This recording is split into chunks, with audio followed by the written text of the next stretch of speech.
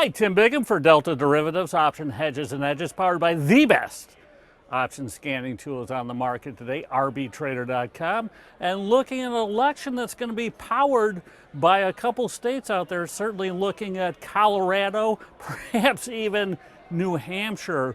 Coming down to the wire here. Florida, certainly always a big one. And it'd be interesting to see, what plays out post-election. Certainly Hillary, the big favorite, I think, regardless. I'm liking Goldman Sachs as my Hillary play.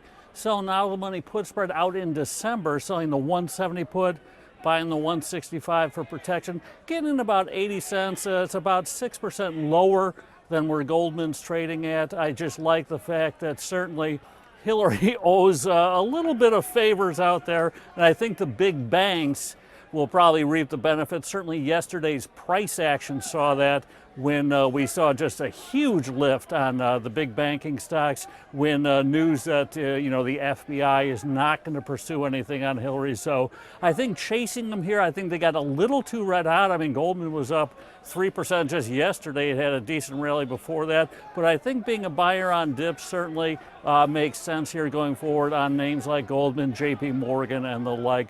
Another stock that I'm starting to like here is actually Hertz, which was the disaster du jour this morning.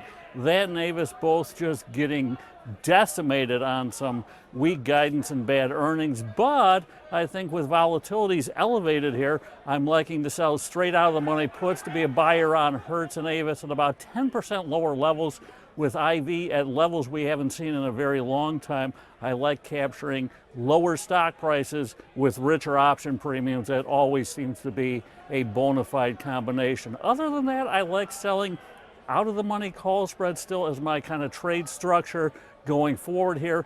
Even with a Hillary victory, we did have trouble breaking out to new highs in the market.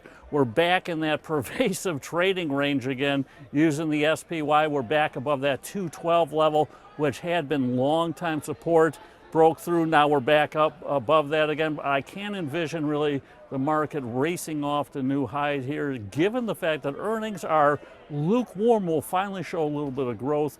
Rates certainly aren't going appreciably lower. Buybacks have, virtually come to a end here. So all the tailwinds have no longer, justified being there. I don't think they've become headwinds yet, but I think we'll continue to slog along here. So I like, with the VIX up around that 18, 19 level, selling out of the money call spreads as a trade structure. So we'll see who ultimately wins the election. I think we'll all be very happy that it's finally over. This was certainly not a shining moment for American politics. So until next time, as always, here's to good trading. Take care.